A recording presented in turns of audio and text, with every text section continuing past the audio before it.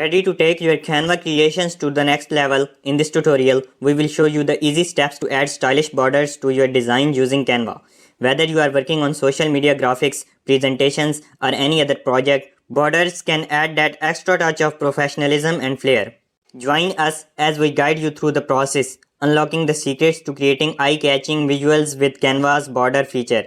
Watch now and discover how to transform your designs effortlessly. To add a border in Canva, Step 1. Open your Canva design. Step 2. Select the element, image, text, etc. to which you want to add a border. Step 3. Click on the Elements tab in the left sidebar. Step 4. Choose frames or lines and select a suitable border style.